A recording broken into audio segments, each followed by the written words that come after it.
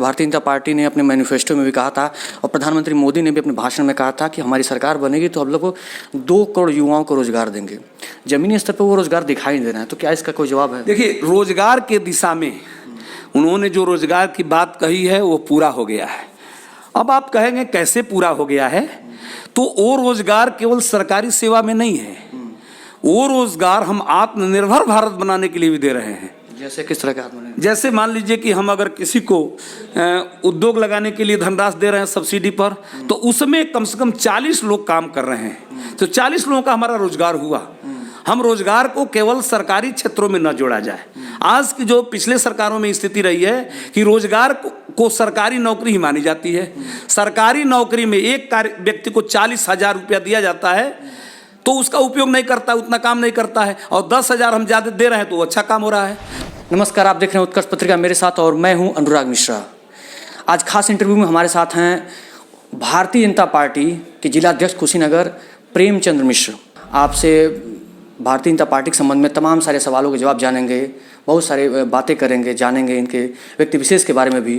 तो सबसे पहले बता दूं कि भारतीय जनता पार्टी जो दुनिया की सबसे बड़ी प्राइमरी मेंबर्स के रूप में सबसे बड़ी पार्टी है, उसके बारे में भी बात करेंगे। स्थापना दिवस के रूप में क्या क्या मनाया जा रहा है, चुनावी संबंधित तमाम सारी बातें करेंगे। तो सबसे पहले सर बहुत बहुत स्वागत है आपका हमारे चैनल पर। बहुत बहुत धन्यवाद। सबसे पहले सर अपने बारे में कुछ बताएं, मतलब प्रारंभिक रूप से आप राजनीति में कैसे आए? अध्ययन के दौरान जब मैं गोरखपुर विश्वविद्यालय में 1980 में पढ़ रहा था, उसी समय मेरा कुछ भाजपा के नेताओं से संपर्क हुआ और उस समय मैं भारतीय जनता पार्टी का गांव का अध्यक्ष बना 1980 में। कहाँ से? अपने गांव मठिया सरराम से, जो सेवरही ब्लॉक का अंतिम गांव है मठिया सरराम, वहाँ का मैं गांव का अध्यक्ष बना। उसके बाद से मैं युवा मोर्चा का मंडल अध्यक्ष बना। उसके बाद से मैं भारतीय जनता पार्टी का मंडल उपाध्यक्ष बना। उसके बाद से मैं मंडल का अध्यक्ष बना सेवरही मंडल का। उसके बाद से मैं जिले के मंत्री बना। उसके बाद 2 टर्म एकल महामंत्री जिस समय हुआ करते थे, मैं 2 टर्म एकल महामंत्री रहा जिले का। उसके बाद से 5 बार से मैं जिले का उपाध्यक्ष था। पिछले चुनावों में मैं अध्यक्ष का पर्चा दाखिला हुआ था, लेकिन आम सहमति से मैं नहीं बन पाया। पार्टी ने मुझे मेरे कार्यों को देखते हुए क्षेत्र का मंत्री बना दिया। कुछ ही समय में मुझे क्षेत्र का महामंत्री बना दिया गया। हमें जो जानकारी मिली है कि आप पेशे से अध्यापक भी रहे हैं, कुछ वर्षों तक काम किया आपने, तो अध्यापन क्षेत्र से राजनीति में प्रवेश करना ये कुछ मतलब अलग बात हो जाती है। ऐसा है, अध्यापन क्षेत्र ही एक ऐसा क्षेत्र है जिसमें राजनीति में ठीक तरीक़ा से काम करने का अवसर मिलता है। मैं विद्यार्थी परिषद के कार्यकर्ता के रूप में पहले काम किया था अध्ययन के दौरान। उसके बाद से मुझे राजनीति में मन लगा और मैं संगठन का सेवा के माध्यम से समाज का सेवा का व्रत लिया। मैं निश्चित रूप से मेरे पास आय नहीं था, मैं साइकिल से घूम करके संगठन का काम करता था। उसके बाद भी मुझे पार्टी ने दायित्व समझ दे गई। जब पार्टी ने मुझे अध्यक्ष नहीं बनाया तो क्षेत्र का मंत्री बना दिया, गोरखपुर क्षेत्र का। कुछ ही समय बाद जब भाई स्वर्गीय उपेंद्र शुक्ला जी चुनाव लड़ रहे थे गोरखपुर के, तो वहाँ की कमेटी भंग हो गई। डॉक्टर धर्मेंद्र सिंह जी ने अध्यक्ष बन गए गोरखपुर क्षेत्र के। उन्होंने मेरे काम को देखते हुए महामंत्री बना दिया। चुनाव के दौरान ऐसे महामंत्री बना दिया। मैं तो ये नहीं जानता हूँ कि मैं नहीं जानता था कि मैं कुशीनगर का जिला अध्यक्ष होऊंगा। महामंत्री के नाते पूरे गोरखपुर क्षेत्र में मैं कार्य करता था। मैं अपने छुट्टी के समय में, अन्य समयों में निकाल करके मोटरसाइकिल से, ट्रेन से जा करके मैं संगठन का काम करता था। मैं सुबह जाता था, रात को मैं ट्रेन से लौटता था, और इस तरह से मैंने काम किया। और मैं पार्टी ने मुझे बलरामपुर जैसे जिले का चुनाव अधिकारी बना दिया। बलरामपुर में जब चुनाव अधिकारी था तो वहाँ चुनाव को मैंने ठीक तरीक़े से संचालित किया। क्षेत्र के प्रदेश के माननीय संगठन मंत्री ने कहा कि प्रेमचंद जी बहुत अच्छा काम करते हैं, और पार्टी ने निर्णय लिया और मैंने जिलाध्यक्ष का पर्चा दाखिला किया। पार्टी ने मुझे जिलाध्यक्ष बनाया। तो अब बड़ा प्रश्न सर ये है कि आप स्वयं जानते हैं कि भारतीय जनता पार्टी सत्ता में है, केंद्र में भी है, राज्य में भी है। ऐसे में बड़ा दायित्व तो बन जाता है कि राज्य सरकारें हों चाहे केंद्र सरकारें हों, जनता के प्रति जो उत्तरदायित्व है वो कितना बड़ा हो जाता है? ऐसा है, देखिए, हम लोग विपक्ष में भी काम किए हैं और सत्ता पक्ष में भी काम कर रहे हैं। हम लोगों के काम में तो कोई बहुत अंतर नहीं है, क्योंकि हम लोग अपने आप को यही महसूस करते हैं कि सत्ता में हम लोगों को विशेष कोई अलग चीज़ नहीं दिखाई देता है। इतना जरूर है कि हम विपक्ष में रहते हुए भी सरकार के योजनाओं को जनता तक पहुंचाने का काम करते थे। हम विपक्ष में रहते हुए भी जनता के हितों की रक्षा करने का काम करते थे।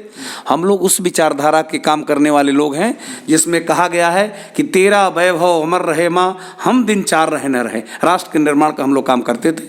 आज सत्ता है, हम लोग पूरे ठीक तरीका से प्रयास कर रहे हैं कि हमारी सरकार जो योजना दे रही है उसका ठीक तरीका से लाभ प्रत्येक परिवार तक पहुंचे, इस दिशा से हमको काम करना है। और बच्चा आनंद आ रहा है, इसलिए भी आनंद आ रहा है कि आज इस देश के अंदर माननीय नरेंद्र मोदी जी की सरकार है, प्रदेश के अंदर योगी आदित्यनाथ की सरकार है। दोनों लोग काफ़ी परिश्रम करके जनता की सेवा के लिए संघर्ष कर रहे हैं, जनता को लाभ मिल रहा है, जनता प्रसन्न है और अब तक जो काम नहीं हुआ था वो काम हो रहा है। इसलिए हम लोगों को भी प्रसन्नता की अनुभूति हो रही है और हम लोग मेहनत से काम करके पार्टी के संगठन को आगे बढ़ाने का काम कर रहे हैं। प्रधानमंत्री मोदी ने नारा दिया कि हम बंगाल सुनार बनाएंगे, तो क्या वास्तव में 6 वर्षों के शासनकाल में जो प्रधानमंत्री का शासनकाल था, देश में जो विकास कार्य हो सकते थे, क्या आपको लगता है कि वो विकास कार्य कहीं छूटे रह गए? ऐसा है, देखिए बंगाल की स्थिति के बारे में आपसे मैं अनुराग जी बता दूं, बंगाल में कांग्रेस की सरकार रही, कम्युनिस्टों की सरकार रही, आज ममता जी की सरकार है। बंगाल के साथ अन्याय हुआ है। बंगाल में विकास के नाम की बहुत चीज़ नहीं है। मोदी जी जब देश के प्रधानमंत्री बने, बंगाल के विकास की चिंता करते थे। कुछ ऐसे विषय हैं जिसको ममता जी उसको लागू नहीं कर पाती थी। जैसे मान लीजिए कि अभी किसान कल्याण का जो पैसा किसान सम्मान निधि मिलता है वो बंगाल के लोगों को नहीं मिलता है, प्रदेश सरकार की अनुमति नहीं है। बहुत हमारी सरकारें जो बंगाल के विकास के लिए बजट देती थी, ममता जी नहीं खर्च करती थी। बंगाल में उनका गढ़ हो गया था, अराजकता का गढ़ हो गया था, गुंडई का गढ़ हो गया था। हमारी सरकार ने धीरे धीरे उस गढ़ को ध्वस्त किया है और बंगाल की जनता आज चाहती है कि इस देश बंगाल में भी राम राज हो और निरंतर अग्रसर होकर के आ गई है। और इस बार तो तय है कि बंगाल में भारतीय जनता पार्टी की सरकार बनेगी। अच्छा, वो सीधे मुद्दे पर बात करते हैं। भारतीय जनता पार्टी ने अपने मैनिफेस्टो में भी कहा था और प्रधानमंत्री मोदी ने भी अपने भाषण में कहा था कि हमारी सरकार बनेगी तो हम लोग को 2 करोड़ युवाओं को रोजगार देंगे। जमीनी स्तर पर वो रोजगार दिखाई नहीं दे रहा है, तो क्या इसका कोई जवाब है? देखिए, रोजगार के दिशा में उन्होंने जो रोजगार की बात कही है वो पूरा हो गया है। अब आप कहेंगे कैसे पूरा हो गया है, तो वो रोजगार केवल सरकारी सेवा में नहीं है, वो रोजगार हम आत्मनिर्भर भारत बनाने के लिए भी दे रहे हैं। जैसे किस तरह के आत्मनिर्भर? जैसे मान लीजिए कि हम अगर किसी को उद्योग लगाने के लिए धनराशि दे रहे हैं सब्सिडी पर, तो उसमें कम से कम 40 लोग काम कर रहे हैं, तो 40 लोगों का हमारा रोजगार हुआ। हम रोजगार को केवल सरकारी क्षेत्रों में न जोड़ा जाए। आज की जो पिछले सरकारों में स्थिति रही है कि रोजगार को सरकारी नौकरी ही मानी जाती है। सरकारी नौकरी में एक व्यक्ति को 40,000 रुपया दिया जाता है तो उसका उपयोग नहीं करता, उतना काम नहीं करता है, और 10,000 हम ज़्यादा दे रहे हैं तो अच्छा काम हो रहा है। तो एक आदमी के वेतन में हम 4 लोगों को दे रहे हैं और इस दिशा में आत्मनिर्भर भारत बनाने के क्रम में नौकरियां चल रही हैं। और हम तमाम ऐसे जगहों पर सरकारी नौकरियों के जगह साथ ही साथ हम प्राइवेट सेक्टर में भी रोजगार के अवसर दे रहे हैं। अब हर आदमी यही चाहता है कि सरकारी नौकरी मिले। सरकारी नौकरी की तो बात देता है कितनी मिलेगी, लेकिन हम रोजगार सृजन करना चाहते हैं, हम उद्योग लगाना चाहते हैं। अभी आपको मैं बता दूं, एक दिन माननीय सांसद जी के साथ मैं दुधई में गया था।